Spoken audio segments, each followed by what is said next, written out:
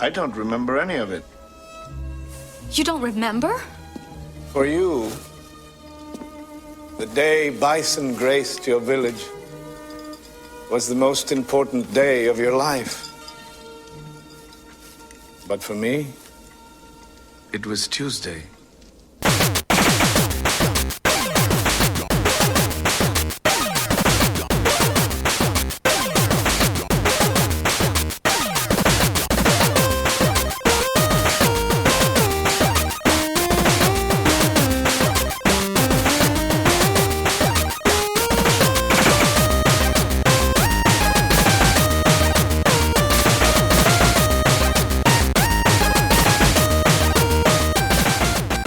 Welcome to the Rated G for Gamers podcast, episode 195. Just a reminder before we start that you can find us on Facebook, Twitter, Instagram, and YouTube at Rated G for Gamers. Please rate and review us on iTunes and Spotify. We appreciate all the love.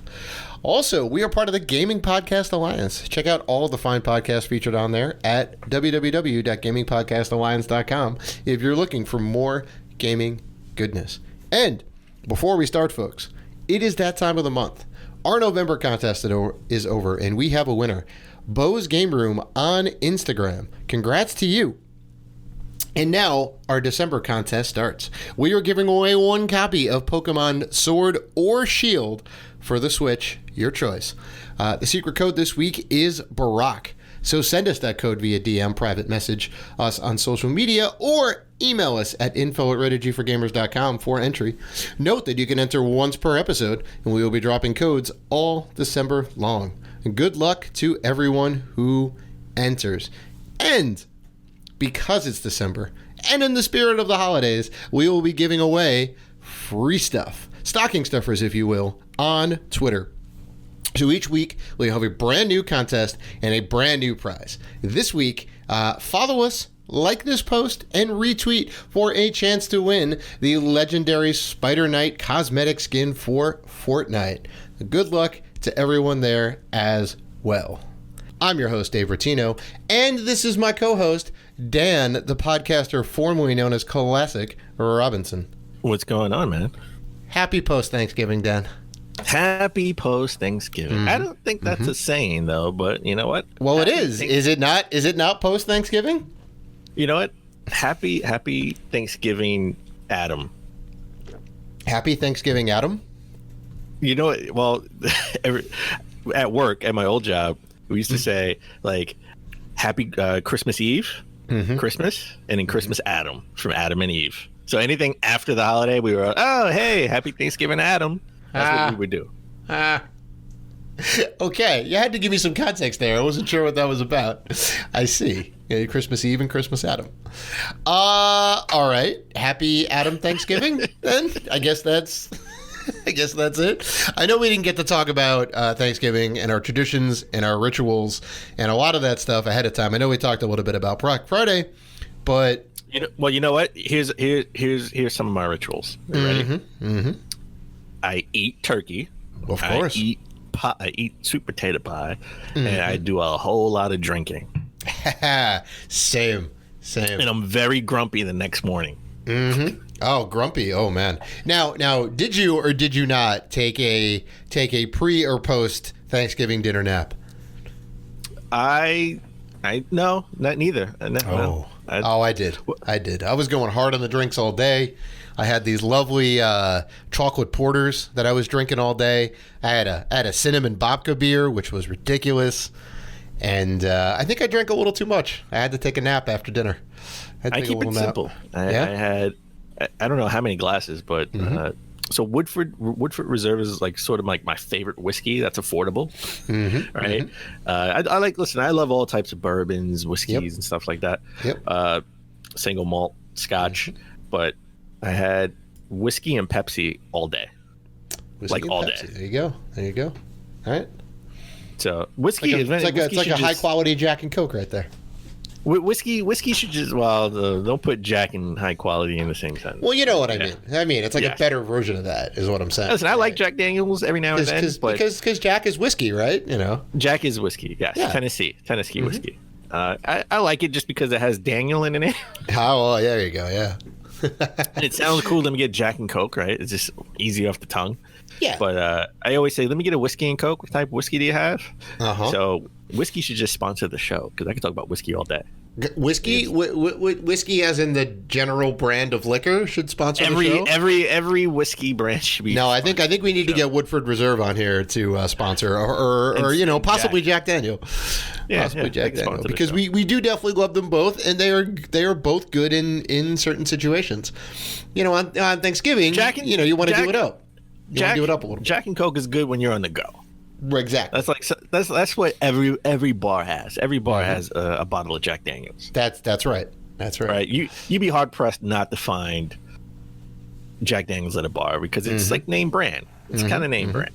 Mm-hmm. So I would go that on the go. But if you want to like sit down and you have like a really nice dinner, or you're on a date, or it's something special, you want to go a little bit, a single malt Scotch. A certain type of bourbon. Woodford Reserve, good for me on Thanksgiving. Now you mix them. Do you normally mix them, or do you do them straight up? That's the question. I'll do whiskey on the rocks. I have a friend. I have like a few friends that don't live in New York anymore. And when they come to New York, we sort of go to like a cigar bar. I don't smoke at all, but I'll do like a good cigar every now and then. So when we at the cigar bar, you don't mix. That's just that's a no-no. That's right. You do whatever your drink is on the rocks, and you sip it, right? Because you want to get the taste, the flavor. You're not drinking to get drunk or to get really exactly nice right. or anything. That's exactly it's not a party. It's a get together. So. And there you go. We're the Whiskey Podcast. Well, hey man, I did some of the same. I was drinking a little bit. I was setting up the Christmas trees. I was honored this year. My parents were they're getting up there in age a little bit, so they can't move around and do as much as they can. So me and my brother, lend our hand, and we got all the Christmas decorations down on Thanksgiving, and my mom asked me put them up. You mean? Well, yeah. Well, we gotta take them down from the attic and then start, the house up. Yeah. So it's a little bit of a process. And my mom asked me to can you set up both trees, right? Can you kind of, fluff out the branches and make it look nice? You have two trees? We have 3 trees. What? We have 3 trees because my parents love Christmas. They are on the same boat. They basically like. They take a bazooka and load it up with Christmas decorations and just paint the house. So we have like for as long as I can remember, we've had 2 trees. We had a little tiny kids tree in the den, which is like, like a 3-foot tree or whatever, right? It's small and it has all the fun kids decorations on there, right? And it's, it's me and my like brothers, like all of our stuff and the little kitschy stuff, and it's got the colored lights. And then we have the one in the living room, which was like, Santa's tree, right? The big one with the white lights. And that one's like a little bit bigger. And then they got this like skinny tree for the back room, right? They got a tiny little skinny tree. It's like tall and thin. So I had to put those 2 together. I put all the lights on it. What? You might as well just put a tree in every room. Why not? Screw it. Let's not get crazy, Dad. You got a little Christmas tree right there. You got to put a little tree in the kitchen. It's not right on the table. There's no room. There's no room in the kitchen. The kitchen's for baking only, baking and cooking. So I'm glad you had a good Thanksgiving. This was low key. I felt like this year was like more low key. Not a lot of people came. I feel like everyone's waiting for 2020. That's a big year for everything. Like if you name it, 2020 is probably like a really big year for it. Right. I think like 2020 it would be like a big family celebration. Like 2019 was sort of just like one of those transitional years. Right. It's gonna be a big time for Black Friday. We're gonna get into like our pickups and all that stuff, but it is gonna be like next console generation year. 2 new consoles, most likely. Well, 2 new consoles. Most likely next year, so all the old consoles will be even cheaper. That's right. You can get them for $100, maybe. If they're going to go ahead and fire sell them. Yeah. So that'll be kind of interesting. But I did want to note before we ended up moving on that I know we talked last week a little bit about the Half-Life Alyx trailer. My friend Derek, who we did have on the show a couple episodes ago, he does the video game trailers. He had a major hand in creating the Half-Life Alyx teaser trailer. That no way! Really? I didn't know that. Yeah. One of like That's awesome. One of the most beloved video game franchises, one of the most anticipated games. Everyone makes the meme about, Half-Life 3, Half-Life 3 confirmed, right? Everyone's crazy about it. Now, this isn't Half-Life 3, but the internet is 2.5. Yeah, the internet's crazy about it, right? They get anything new Half-Life, they're like, yes, we're in. So, shout out to Derek. Congrats on that. You did an amazing job with it. I think you've certainly whipped up the internet quite well. Man, that's crazy. He had to keep that secret for however long he knew, because he had to put up the trailer, right? Right. Because we asked them about how long the timelines typically take, and how does it work and all that. And obviously there's NDAs like you're kind of hinting at, and you got to keep that under wraps. And then he needs ramp up time, right? He needs like a beta or an alpha of the game to get some footage from. They give him assets and whatever, and he's got to put something together, and they got to approve it. A little bit of back and forth. So, yeah, probably a couple months on the wraps at least. No. So this year, every year I say I'm going to go to the Thanksgiving Day Parade, right? The Macy's Thanksgiving Day Parade, and every year for whatever reason I don't go. This year, I chalk it up to being laziness. Mm-hmm. Well, really cold. It was really cold outside. I didn't feel like going all the way to the city. It was. Well, my boss had apparently had extra tickets to the bleacher seats, which would have been great, but I was working from home that day. I wasn't even in the office. I was like, can't do it. Well, you gotta get there really early to get a good position for the parade part. Right? Well, if you have the bleacher seats though, you're guaranteed to you're probably in the top row, but still. Well, that's more towards Macy's, where they have the shows and stuff. Yeah. But I'm just in general, just the parade, because the parade. Oh yeah, you got to get there at 6, 7 o'clock. You got to get there super early. Yep. So I wasn't in the mood. Every year I say I'm going to do it, and every year I just watch it on TV. Listen. You want to go one year? I'm down. I'll make that happen. Well, one year. Well, let's try. Let's try for 2020. Sure. I think we were talking about it last year. I think you said you maybe want to go. Every year we say we're going to try, and it's not going to happen. Mm-hmm. But this year, it was cold, but we didn't have crazy wind. Mm-hmm. So thankfully, I mean, back in 1993, the wind was ridiculous, and I remember Sonic the Hedgehog. And I think the Cat in the Hat, it was either Cat in the Hat or Sonic the Hedgehog, just broke a lamppost that fell and almost hit people. Yeah, it was terrible. So that's why, this year, they were all we don't know if we're going to run the floats or not because it could be too windy, And apparently there's footage of this that got finally got surfaced, right? Because I don't know if they necessarily showed it on TV. But man, oof. No, I mean it's always it was televised, so it could have been on TV, right? Actually, no, it was on TV. It was on TV because it was. I mean, it had to be. It was big time news. It almost hit people. It could have hit a child, right? Yeah. So, but that's. I mean, it's super dangerous. How strong the wind has to be to push a big balloon into breaking. Right? Post. Yeah, because you think they're filled with helium and whatever else. There's a ton of ropes on there. There's at least 10 people per float holding it down, right? Keeping it stable. So maybe Sonic was real. Maybe he was trying to get loose. He was going too fast. He was going too fast. Yeah. So Cat in the Hat was 97, and Sonic was in 93. So they are the parades are not without their drama. Well, in the back of my mind, that's another reason why I don't want, I'm not so rushed to go. I say I want to go every year because I do want to experience it for at least one time. Mm-hmm. And it's I don't want to be there and make history and there's an accident because Goku, Goku falls, did a power bomb or something into the road and the car flipped over. I don't know. I can watch. Now that I think about it, I can watch a parade. I can watch a parade on TV. He did a figurative spirit bomb. There you go. So let's transition into Doug Bowser because he has an awesome name, but he has big shoes to fill. Mm-hmm. Okay, he has big shoes to fill. Good old Dougie B. Dougie B. my nickname. That's going to be a nickname for him. If we ever meet him, we'll tell him. Listen, we coined Dougie B. Yeah, that's right. That's right. So we knew. Boom. Reggie said he was a gamer, right? So we all want to know if Doug Bowser is a gamer. Like, what's your favorite game? Do you think his favorite game is maybe the original Mario? Do you think his favorite game is like maybe one of the Zelda games? I mean, if we're a betting man, and sometimes we are, of all time, I would definitely say it would be a Nintendo game. Property, right? That's the smart move. Would he say something blasphemous and say, "Nah, my favorite game of all time," because I didn't work for Nintendo back then, is Sonic 2 or 3? Wow. Could be. No. Doug Bowser's favorite game of all time is Myst. Oh.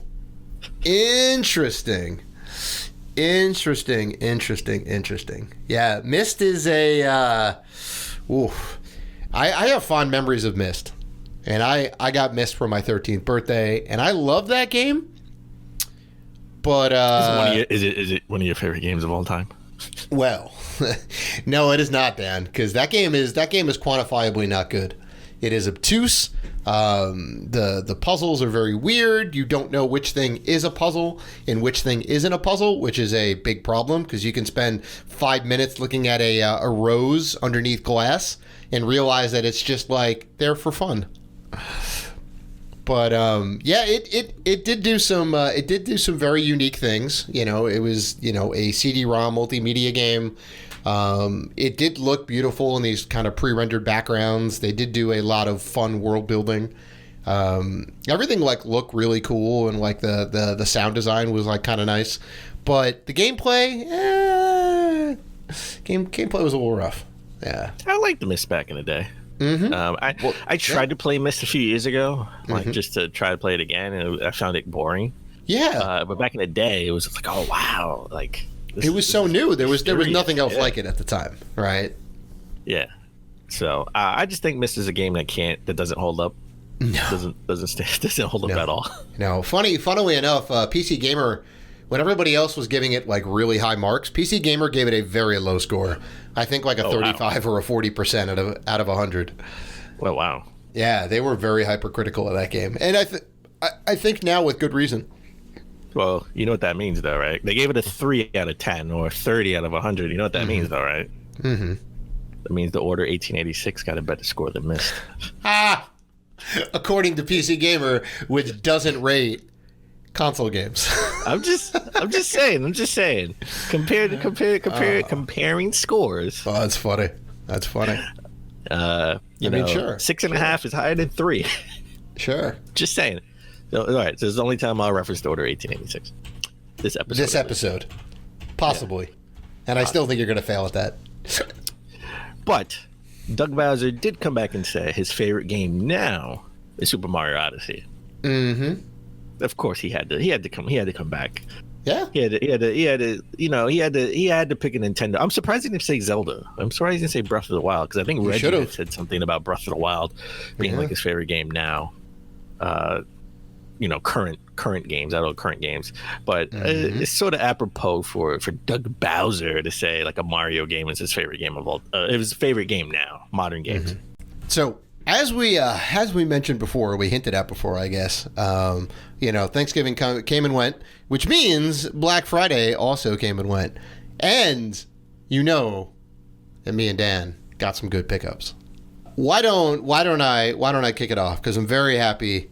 I did spend a decent amount of money, but I also got a decent amount of games. Where did you go? Where did I go? Yeah, Black Friday. I went from my bedroom to my living room. What do you mean? Where did I go? You didn't get up and go out like the rest of us. Like the rest? Like who? Like the crazy people? Yeah. Dan, I'm not gonna get out there and fight the crowds. We've been on the other side of that. We know how bad it is. We have. It sucks. Yeah. So you mean to tell me you went out and ran around the city and all that? I went to different stores and all that? I went to 3 GameStops, 2 Best Buys, 2 Targets, and a Walmart. Too much, man. No, I did all my ordering online. I had a spreadsheet ready to go. I was like, I know what I'm getting from where. I went on. I said, boom, boom, boom. take this, take this, take this. It was in the cart. I looked it over, check out, and done. Never left the house. Never left my pajamas. So without further ado, and I definitely do want to hear your traveler's tales going out and about, because I'm very curious how that all shook out. But I picked up Sekiro for the PS4. The Spider-Man Game of the Year edition for PS4, because I didn't have the original, have not played it, but I will be playing it now. Yakuza Kiwami for the PS4, Yakuza 0 for the PS4, Catherine Full Body for the PS4, FIFA 20 for the Xbox One, because it was less than half price, Mortal Kombat 11. Of course you did. You just have to. You love FIFA. Yeah, FIFA's great, man. Well, I mean, when you can get it for $25, like, you're going to get it. MK11 for Xbox One. And then I got Bakugan, Defenders of the Core for PSP. Star Wars 3, The Clone Wars for PSP. Star Wars Battlefront Elite Squadron for the PSP. And Tron Evolution for the PSP. Those were the kind of retro pickups in the mix that I got during the week. So, well, where did you go to get the retro stuff? You got that from... I have people come to me, Dan. I have people come to me. Okay. I coordinated a thing, so I said, hey, can you come down to the financial district? You know, and he's like, yeah, sure. So on like Tuesday, I had a guy come down and, you know, he's like, all right, I'm here. And I ran downstairs. So those weren't actual Black Friday pickups. They were just pickups from the week. That's right. That's right. Gotcha. I was confused. That's right. Where did you go to buy your games online? Since you didn't go out. I got all these games from Best Buy, funny enough. Oh, nice. I didn't have to go anywhere else because they were the cheapest price around they were the cheapest price or the same as everywhere else. So I'm like, I'll just get them all from Best Buy. Good to go. No, the Best Buy had some really good deals. Like semi cheaper than like GameStop. Like GameStop, maybe a few dollars cheaper than GameStop. Well, right. Hit or miss. Right. Some games were like maybe like $5 cheaper at Best Buy than GameStop. But I went to GameStop because they had buy two get one free as far as used games. I also picked up Captain Full Body for the PS4. Nice. And Medieval for the PS4. And the guy said, listen, the used copies are the same price as the brand new ones. And I say, wait. You trying to get me here? You trying to get these used? He said, I understand. They're in great condition. I can show you. They just got returned the other day. So they're in great condition. I already tested them out. But if you get the two new ones, you can get the two new ones for the same, for the same price. But if you get the used ones, it's buy two, get one free. Nice. And I said, you know what? That's a good point. And with that said, my free game was Yakuza Kiwami for PS4. Oh, nice. So I still got the steel book and everything for Captain Full Body. I picked up Super Monkey Ball for the Xbox One. Borderlands 3, which is a game I really wanted to get during Black Friday for half off. I got that for the Xbox One. Need for Speed Heat for the Xbox One. Code Vein, definitely a game that piqued my interest. I want to know more about it. Because that was on Xbox stage like 2 years ago. So it's out for all platforms, but I guess Xbox has the marketing for it. So I got that on the Xbox One. Little Big Planet 3. So glad I didn't pick it up like a few months ago because it was only $10. Right. Greatest Hits edition for the PS4. I also picked up. I picked up 2 Sekiro Shadows Die Twice. I had to pick it up. I got it for the PS4. I'm probably going to play like 20 minutes of it and rage quit and say this is it for me. Hey, you know what? At least you're giving it the college try. Giving it the college try. So I can't fault you on that. Marvel Spider-Man Game of the Year edition. As soon as this came out in September, I was like, why is this even out in September? It's going to be $15-20. It was actually cheaper at Walmart. They had $15. But also the line at Walmart, it was only, I believe it was in-store only because I did go online. I didn't see it.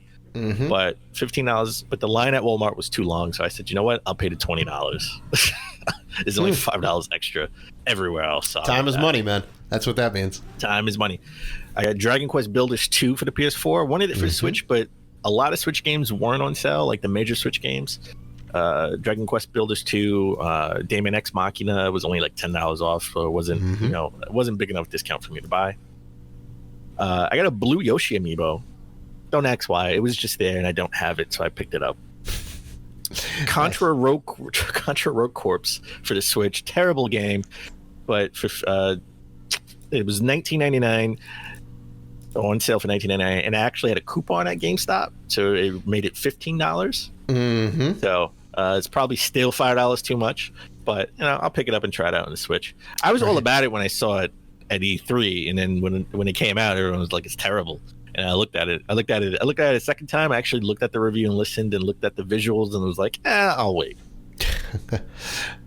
But my most prized possession I picked up was an Xbox One SAD. Oh, which is Xbox One S All Digital Edition. Mm-hmm. It was it's the price it should have been at launch, which is $149.99. Right. So I essentially have every Xbox One console except for the Xbox Elite, which looks just like the the original beta machine. Incorrect, Dan. Incorrect. Okay. Are you not counting the different, say, the Tomb Raider variant or the Gears of War variant? No, the variants I'm not counting. The well, they are different consoles, though. No. You're talking about models, different model consoles. Yes. Okay, because technically you would be wrong. There are different versions. Every model, I have every model version. I don't have. No. You have every model, every model, every version. Every model. I don't have a special editions. No. Mm-hmm. I don't. To be honest, and I wanted to make this a topic on a show at some point, but I'm not big on special editions. I'm not that big on special editions. Mm-hmm. There's certain special editions I kind of want to have, but I kind of like regular vanilla plain model of the console. To be fair, they are a lot of money, right? And to put down that amount of money on something that you don't necessarily love, right? Like Gears of War, I think you would be all in on, right? Because Gears is. Well, I got the Gears of War Special Edition, Xbox Elite, Xbox 360 Elite console, mm-hmm. and I would love to get the Xbox One version, Star right? Wars. No, I would love to get the Star Wars version of Xbox 360, mm-hmm. right? Mm-hmm. But I'm not a big fan. Like I love Uncharted. I love Horizon. I love Gears, but I didn't get those special edition Xbox Ones and special edition PS4s because I'm just not a special edition type of person. Interesting. Because to me it clashes with the entertainment system because it's gonna be the thing that your eyes see. Oh, right? well, you don't put it in the you don't put it in the daily. It's not your daily use. Well, it would be. You put it on display. Well, it would be. If I was going to buy a special edition, I thought about when I was going to buy the special edition PS4 Pro, I was going to buy a special edition PS4 Pro, not just a regular model. But I'm not going to buy both. Put it that way. I'm not going to buy both. Not until later on. Yeah. I mean, I get it. I also really don't own any special edition systems because they do cost a lot, and the price usually retains its value, or at least people think it retains that value. Thus, you can't get it for a discount. Like it's a system you're not going to see at a garage sale anytime soon. So that kind of makes it difficult to get the good price on it. I will say this: the one that I really wanted and didn't get at the time because I didn't have the money was the PS4 Anniversary Edition. Mm-hmm.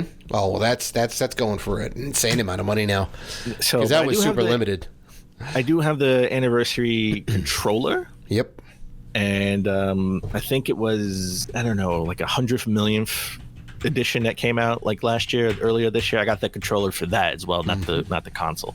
Mm-hmm. So I do love my controllers. I got my special edition controllers. I will say that. So Dave, as we always try to start the show but epically fail, what have you been playing? I'm glad we're keeping in the grand tradition, Dan. Speaking of Thanksgiving and our rituals, I have been playing Dragon Quest XI, and I have beaten the game. Wait. Like, for sure beating the game, or now you're just like, 3/4 beating the game, and you didn't really beat the game? No. Well, it's funny you mentioned that, right? Because I thought I was done with the game, and I was only halfway through it, and I was like, oh, I did not realize this was going to take this turn, and I'm only halfway through the game. Well, I was legit halfway through the game. So I have beaten the game proper, but there is New Game Plus. There is post-game content. And it's not just like, oh, here's some other stuff you can do. The story is still technically going.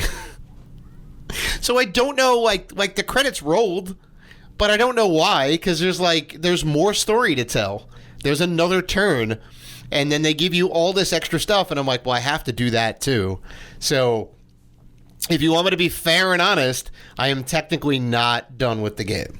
There is more content. You'll never be done, Dave. You'll never be done. No, I will. I'm like just about there. Like there's really not that much more. The story never ends. It keeps going. Right. It's the story that never ends. So there's really not too much more. There's a couple other big like plot points, and then that's it.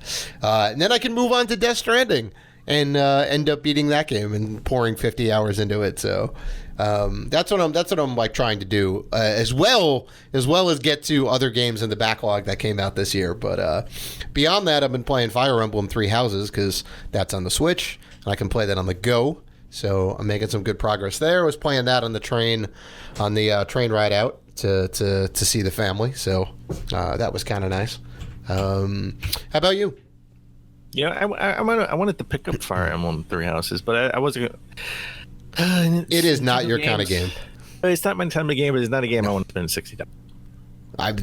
Yeah, and I don't think it's going to be going on sale anytime soon. It was on sale, but it was like still 40 maybe, I think. Yeah, it was $40. It's still that's cheap right. enough. That's right. I kind of, if it was like $30 for a game you're not going to play, $40 is too much. Well, no, you never know. I might like it. I mean, you're not going to like it. I thought it went like Mario plus Rabbids. I thought that wasn't going to be my jam, and I told you you'd enjoy that game. I said you should pick that game up. Yeah. So I've been playing the Army of Two on Xbox One. Oh man, have you? I'm on Xbox One S. Sad. Have you done the tampon surgery yet? I have no idea what that means, but okay. I'm pretty sure it was the first Army of Two. I know they made two of them. There was an article, I think, in one of the maybe like EGM or whatever, because you're basically like playing with a buddy, right? Hence the Army of Two. Your PFCs or whatever, right? Private or PMCs, private military contractors. And you have to go out to, I don't know, somewhere in the Middle East maybe or something, some war-torn area, and do some missions. And they said one of the mechanics in the game was, if your partner gets injured, you have to kind of perform some field surgery on them. And you apparently carry around tampons, like sanitary pads to stop the bleeding. Oh my God!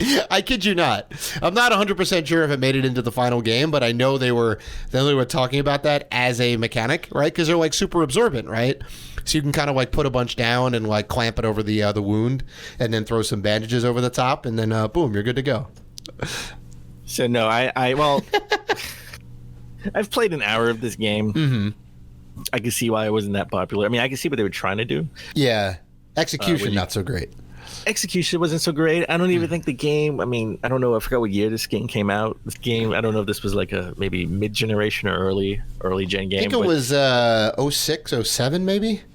Doesn't really stand the test of time graphic-wise. Well, so, you got to compare it to the original Gears of War, because I think it came out around that time. Oh, Gears of War looks a hell of a lot better. Leaps and bounds better, Didn't have generic faces, even though I hope they fix this in the next gen consoles, where when someone's talking to me, it's weird to, I can still move around and they're still looking in the direction of where I was standing originally when they were. Well, that's just the mark. That's the mark of poor game development, right? So a lot of AAA games nowadays have that. You could still be moving and the person's still like not looking at you or not turned in your direction, even though you're moving. They're still in the direction of where you were standing. Yeah. It's a lack of attention to detail is what that is. So I've been playing that, and I beat. It took about 13 hours. I beat Star Wars Jedi Fallen Order on a PS4. Mm-hmm. I love that game. It is so awesome where you can upgrade your force ability. Right, and you can actually throw your lightsaber and have dual lightsabers. You were flipping out over that game. Oh, listen, it is Metroid esque, because you can go back to different planets once you like increase your force ability. Mm-hmm. Your connection with the force, and you can pull stuff, push stuff, and you can go back and undiscover secrets. I will say this: I'm not going to spoil it for you, but the ending, the final chapter, awesome. Yeah. That makes it worth it. Period. Oh, Dan, I'm sorry. You spoiled the game for me now. You said the game is good. It's got a good ending. Now I can't play it. Yes. You ruined it for me. It has a good climax. Climax. It has. Okay. Very nice. Okay. So you got to pick that up. I'm telling you, you got to pick that up. All right. So, all right. Why don't we take a break and we'll come back. We're getting to the top gaming news of last week.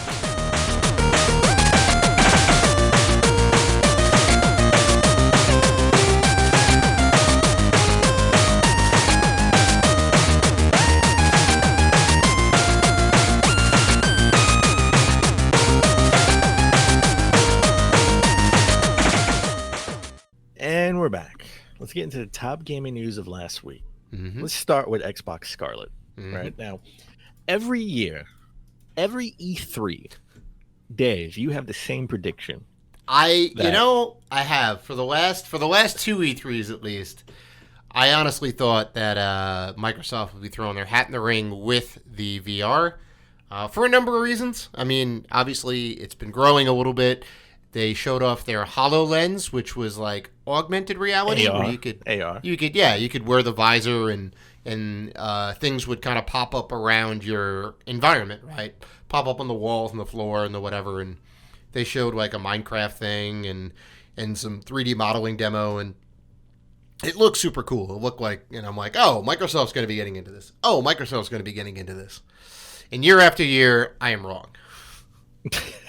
Well, you know what? I think you may need to change your crazy prediction, because according to Phil Spencer, my Xbox Scarlet won't be focusing on VR because nobody's asking for it. Mm-hmm.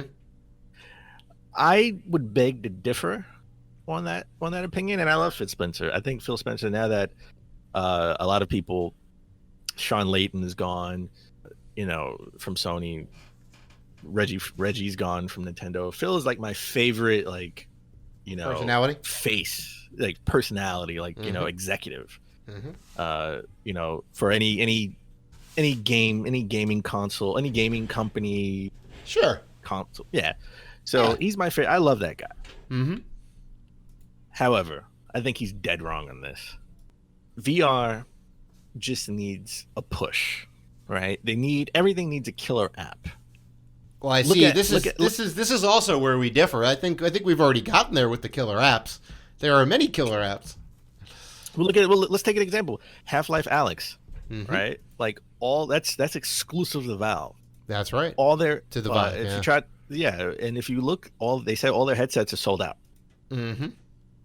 So that could be a killer app, but that's exclusive for them. I mean, a killer app, that's something that all VR units need to use. Mm-hmm. All VR units could use to make it a little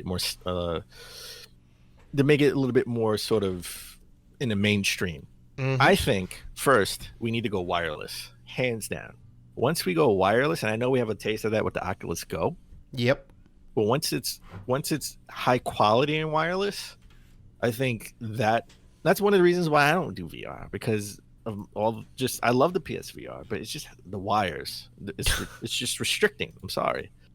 So it's really not that bad. The experiences outweigh the setup. And once you have it set up, it's just two wires going to the headset. And the new one's only got one wire, which is great. You know what's better than one wire or two wires? No wires? Is that what you're going to say? No wires. Yes, yeah. No wires. I agree. I don't know if we're necessarily there yet. Even though we do have like some mobile experiences, or I know I think Samsung had a thing where you could like put your phone in there and use that as the processor in the screen, which does have some cool things, but you know what? I would love to not have the wire, but I think to get the all the data through and to have it come through quickly, I still think it needs to be wired.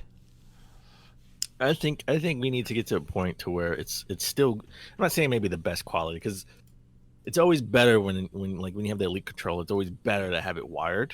But it's still pretty good wireless. All the controls are pretty good wireless. I think when we get to that point, to where it's you can have the best quality if you're plugged in, but to where it still functions perfect wireless, I think that will take us leaps and bounds. And then he did say something that was incorrect. If you actually read the interview, he said no one's selling millions of units. The PSVR is sold over 1 million units. Now that's not a good ratio compared to how many units PS4 sold, because we're at 100 million. But just for VR, just a little niche, 4 million is probably the most VR units sold out of all the VR unit headsets. Well, I'm pretty sure the Oculus and the Vive and all their incarnations have also sold over 1 million units at this point. Yeah, so then he's just wrong on that point. I just don't think Xbox as a whole is focused on that, because he's focused on bringing Xbox back to sort of the 360 era popularity, right? And how do you do that? You get away from all the gimmicks and tricks, and you just focus on games. You have good quality games. Sure. I mean, they have like 1,000 studios. So yeah, they've been kind of doing their best to. Well, I mean, it's the same thing they were trying to do with the original Xbox, right? Back in the sixth generation of consoles, right? When Xbox came on the scene, Xbox didn't have anything in their stable, right? They bought Bungie and they had Halo, which was fantastic. And they said we need games on our system. So what do? So they bought up BioWare, and they bought up Lionhead, and they bought up Rare, right? They got all these big name studios, and they said, hey, let's make a bunch of games exclusive for our system to make it appealing to people, right? And that's what they're doing now, right? They're like trying to get back to basics. They're trying to say, okay, how do we make our system appealing, right? We're going to get these top tier studios. We're going to bring them into the fold, right? They have Double Fine now, which is amazing. So they're going to get games exclusively for the Xbox console made by Tim Schafer and his crew, right? That's great. That's great. Well, they can't afford to sort of deviate from the path that they've set with Scarlett. So I think they will have some R&D regarding like VR. And I think they already have R&D. But they have R&D. Trust me. They've been putting money into it. Yeah. There's no doubt about that. Scarlett has to do really well long term, and then they would probably do sort of like a Xbox VR thing, especially if they can get the technology to where it's, again, not cumbersome, where it's no wires. And I think we'll see a VR headset. Well, yeah, I mean, it definitely has to be a better experience than the PlayStation 1 for people to say, oh yeah, like I want to get in on this, right? I don't think Phil Spencer's comment was the appropriate comment, right? Because everyone knows that like he's just saying that because they don't have anything to combat Sony at this point, right? And even Nintendo with the Labo VR kit. I mean, sure, yeah. I mean, that's not a great experience, but sure. They even Nintendo has something where Nintendo said, "Hey, we're not doing VR," and then they're like, we kind of have this VR thing. So. Yeah. We're talking about different experiences. I know you're still playing Death Stranding. And Death Stranding is on my docket. At some point during you gotta get back into it, man. The holiday break, I will get into the walking simulator. I mean Death Stranding. Sorry. It's not. If you play the game more, you realize it's not. That's the whole point of the game, is that it's not a walking simulator. Well, we waited since 2015, 2016 for Death Stranding. Mm-hmm. And he put everything into it. It's a Game of the Year contender. It's the start of a new franchise. For Game of the Year with the Game Awards. Start of a new franchise. Start of a new genre, some may say. Mm-hmm. What is next for Kojima, right? Like, is it Death Stranding 2? Is it movies? But some think he's planning to make a new horror game. Which would go hand in hand. Which would sort of make sense, right? Because before he left Konami, he was going to redo Silent Hill. So, any horror game that he makes now, everyone's, especially if it's really good, people are going to be like, that could have been Silent Hill. Yeah, could have been Silent Hill. It would have been Silent Hill. I'm sure he's taking all the ideas that didn't make it into the PT demo, right? The playable trailer, and put that into whatever the next game is. So. Sadly, he doesn't have any access to any of the Silent Hill lore, any of the Metal Gear lore, so he's kind of got to take his his experiences and put them into a new game and kind of like build that up. But not surprising that he would do a horror game after this kind of horror-ish action adventure delivery game that is Death Stranding. You know, it's got some elements of that. It's very dark for what it is. So, yeah, interesting. He's not doing movies. Cool that he's doing like a horror game. I'm sure it's going to do like gangbusters. Well, he's going to do movies in the future, but as far as what's next in video games, it's people think that he's going to take his stab at doing a horror game. I think for what he storytelling wise, cinematic wise, I think a horror game would be right up his alley. Yeah, you know, I mean, as much as people make fun of Death Stranding for being a walking simulator, I call it more of an experience. Yep. Because he's trying to invoke emotion. And I think, again, the most powerful thing in a game is when I'm walking, that the music just cues, and it's the right music for the right type of tone for whatever cutscene just happened. And it gets you. And I think from that standpoint, telling the story through different elements like music, the environment, I think a horror game would be, again, up his alley, and I think he'll do a fantastic horror game. As long as he gets the premise of, like, you know, like I think Silent Hill, the whole premise and plot, he can work around. That's going to be the hardest part, come up with an interesting sort of premise or plot. Right. What's the whole conceit of the world? Like what's going on behind the scenes is really where it's at. I'm sure there's going to be some babies in there, some horror babies. Just, you know. Yeah, you know what? I would take you up on that bet. I would definitely put money down on that. Babies, 100%. There's going to be babies in that. Somewhere, somehow, it's going to be babies in there. There's going to be some crying babies. Yeah, you know what? I would like him to take a stab at like a horror werewolf game. Horror werewolf game. Oh, sure. Yeah. Like kind of like maybe like a steampunk or like a Victorian style werewolf style game. Sure. Yeah. Now that's not action. Cool. That's not like action. It's like there's nothing you can do to kill these werewolves, and they're after and they're after babies. I don't know. They're after babies. I don't know.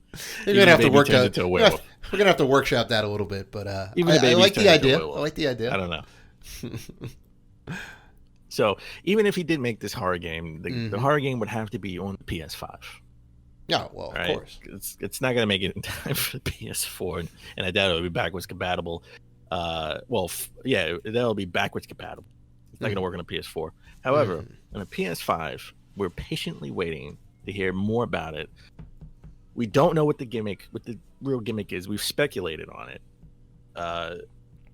But the new patent may show us some things that they're working on as far as sharing ability. Now, I think this is pretty cool. To where it sort of, you can put metadata in scene clips, scene tagging, right? So if people are stuck in a certain game, they can sort of search different parts, right? Where you could just find that part that you're stuck at. And I know, take it from me, I was playing Jedi Fallen Order. I beat it. But there was one time I was stuck, and I spent like 30-40 minutes trying to figure this out. And I had to go look through a walkthrough.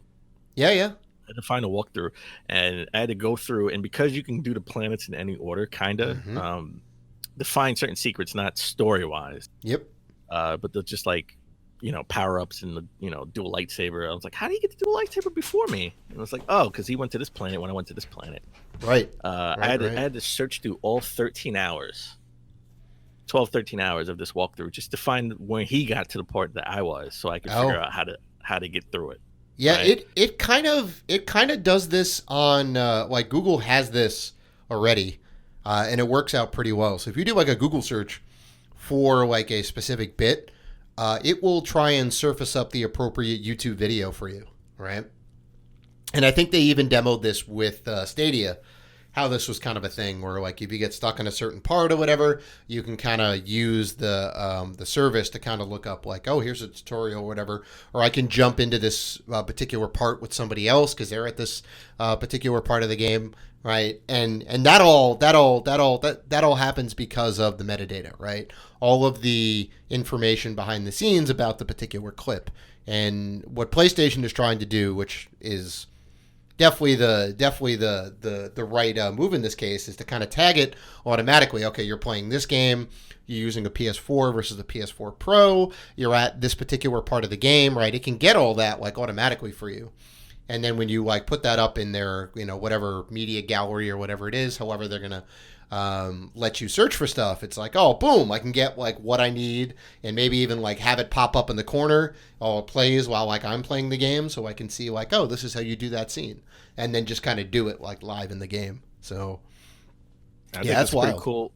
I think that's pretty cool. And I think I have to believe Xbox is working on something similar because they have Mixer already, right? So it just makes sense that you can sort of tie this into Mixer to where, whatever Mixer icon or integration you have on a Scarlet, it'll pop up and it's like, well, we know you're at this part of the game. These are other people that made it to this part of the game, so maybe you can see and get through it easily, where you don't have to actually go searching for it. So I think because Mixer is in the mix, no pun intended. I think they would have a similar feature to this. I would be surprised if they didn't. Right. So, talk about things I am surprised at, though. Facebook. We talked about Facebook sort of taking their console integrations out of the PS4 and Xbox One just because it wasn't working properly. They have some bugs. We definitely will get Facebook integration next gen. They're going to work that out. But I don't know what happened with that, honestly. But I was shocked to see that Facebook acquired the Beat Saber developer. I know you were all about Beat Saber. You like. I mean, Beat Saber is a great game. I don't think it's shocking. Like they have one of the best VR experiences out right now. Right, talking about like the killer app. I've showed it to a lot of people, and they don't really get sick from it. They understand what it is. They get engaged right away. It's a pretty simple concept, right? You bang the left stick, you bang the right stick, and you bang it in the right direction. You avoid the things, you duck. It's complex enough to to keep you coming back, but it's simple enough to say like, okay, here's what it is, and people just get it. I think it's a good move for Facebook. I don't know if it's a good move for the fans, because if you take this in-house, right, this is specifically a VR experience, right? You can't play this non-VR, I believe, right? Because you just can't. No, but this is mostly just going to be an Oculus exclusive game when they come up. Well, that's what the assumption is, right? That's what my assumption is, right? You're buying out the developer to say, hey, we want this exclusively on our platform, which means that you may not get it on the PlayStation 4, right? You may not get it on the PSVR, which sucks because I don't want to have to buy another thing just to play this one singular game. But maybe they won't. Maybe they won't do that. I don't know. Was it physical for Beat Saber? I don't think so. Yeah. I don't think so either. I don't think there is. I think it's all like digital at this point. So you'll at least be able to play the original core game. And they have put a lot of good content out for that, so you do have that at least. I'm sure there's going to be, if this does go single platform and it does go like Oculus specific, that somebody else is going to step up and make a similar rhythm style game, and then it's like, yay, then we can all play that. But this is kind of speculation in that case, right? Well, it sucks for. Well, I never played the original Beat Saber. I don't know how much is it. Is it cheap? I think it's like $30 normal price. Pretty sure it's $30 normal price. $30. Okay. Yeah. All right. Well, I'll see if there's a fire sale. Maybe I'll pick it up if it's like $10. Hey man, Cyber Monday. Cyber Monday. All right. Lastly, let's shift focus to the Switch. All right. We thought we were getting a Metroid Prime 4 game sometime soon because it's they said it was in development, but they scrapped it, gave it to Retro Studios, redoing it from the ground up.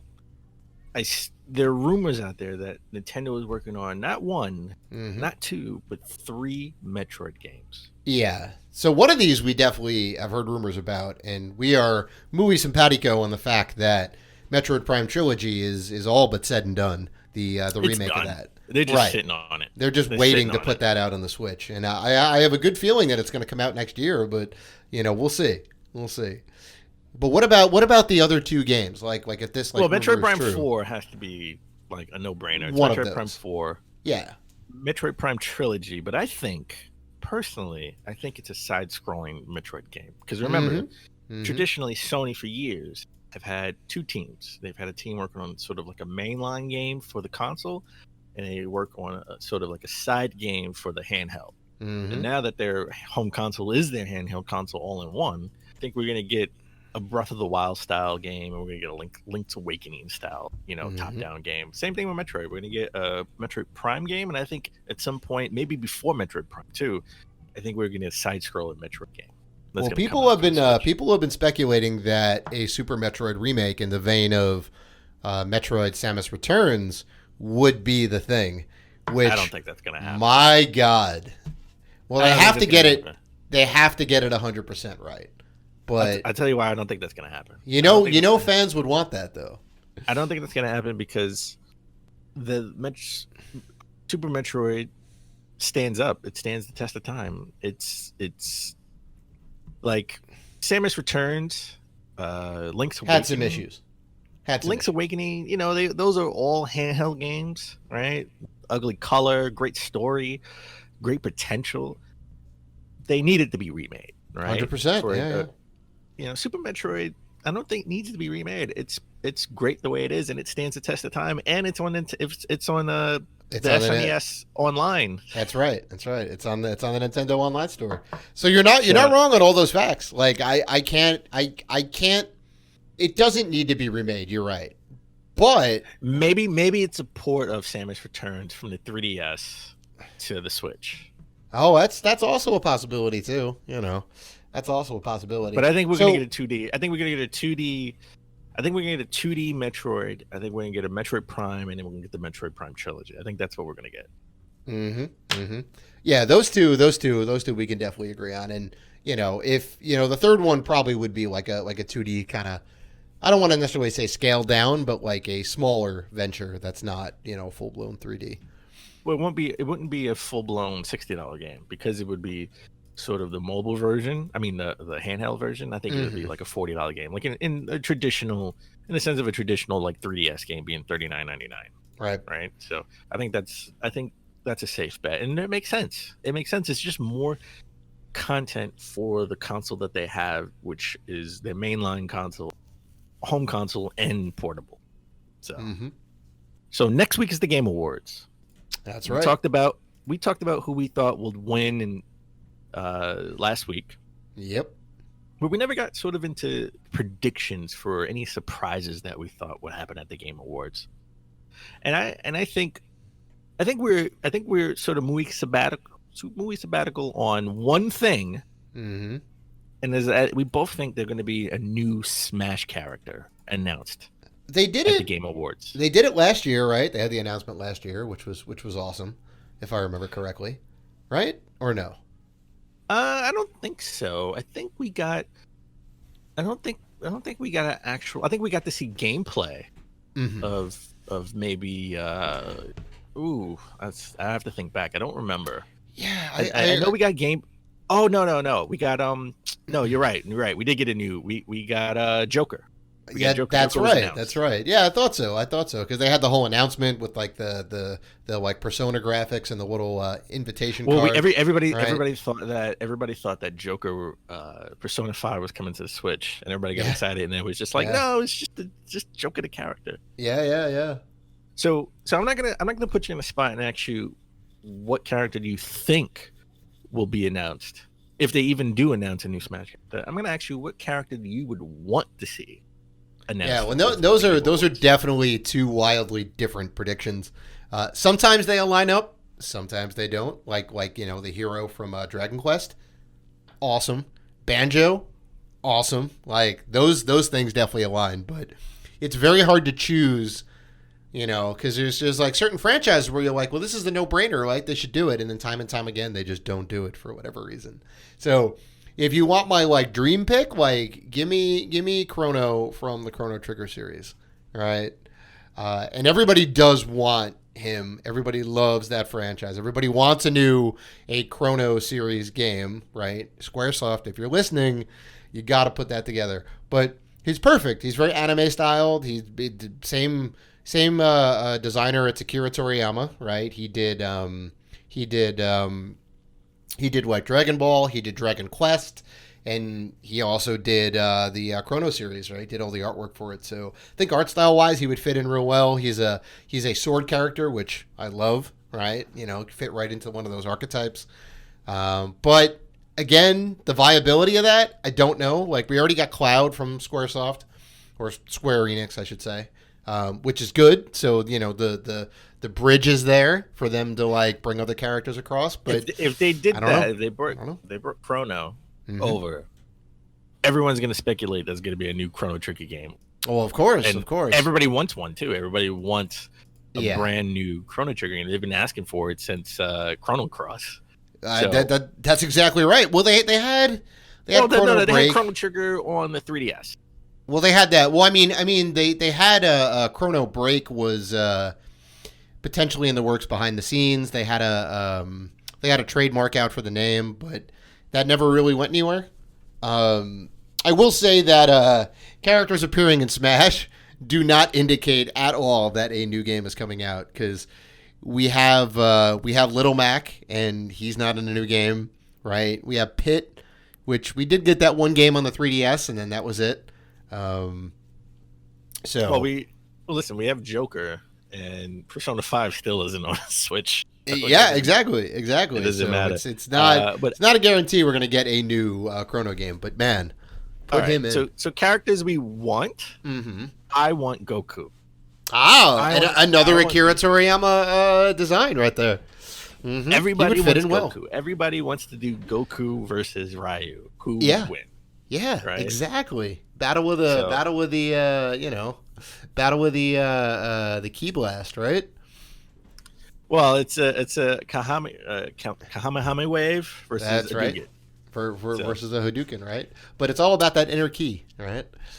So let's get more realistic, right? Mm-hmm. Those were like hopes and dreams that probably is not going to happen. Well, the announcement, the announcement is a viability, right? I think they're going to get a new Smash character, but as far as who we want, I don't think it's going to happen. Mm-hmm.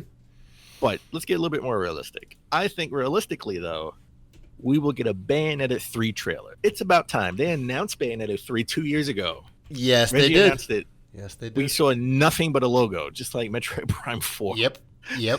And I think it's time that we get. I think it's time that we actually get a trailer, even if it's a cinematic trailer. I want to see something from Bayonetta 3. They've been quiet too long. I agree. This is a Sega property that's exclusive to Nintendo now. It would be good, considering that next year is going to be a big year for gaming with a bunch of new consoles coming out. Nintendo's got to swing big, and right now they don't necessarily have much lined up for next year, right? That we know of, no, other than Animal Crossing, but that's early next year. Right. But like beyond that, it's like a big amorphous question mark. We know Metroid isn't going to be out then. There's no announcement of a Zelda or a Mario game in 2020 at least. So, Bayonetta needs to come out. It's a strong pick. I think to kind of piggyback off that, I think there's going to be a Metroid Prime Trilogy trailer, because it's about time, and Nintendo needs some games in 2020. So why not announce it on the Game Awards, right? Metroid Prime Remake. That would be nice to get Metroid Prime Trilogy next year, the side-scrolling Metroid Prime in 2021, and Metroid Prime 4 in 2022. Sure. Right? So we would get a Metroid game every year. Yep. So we are very excited for the Game Awards. We did speculate on who we thought would win, who we think is going to win, and some kind of bombshell predictions and whatnot from the show. So we will be there watching next Thursday, and we will bring you all the winners and all of the bombshell announcements that come out from that. And that about does it. That's episode 195. That is wrapped up. That is in the books. Just remember, guys, that we have 2 contests going on right now, right? We have the contest where you can win Pokemon Sword or Shield. And we have giveaways all week long for the month of December because it's the holidays. And this week, you can win some Fortnite gear. So head on over to Twitter and enter our contest there. And send us those codes for Pokemon Sword or Shield. And if you want to interact with us, like sending us those codes, and we know you do, you can find us on Facebook, Twitter, Instagram, and YouTube at Rated G for Gamers. So please listen, like, rate, review, and subscribe. And as always, keep gaming.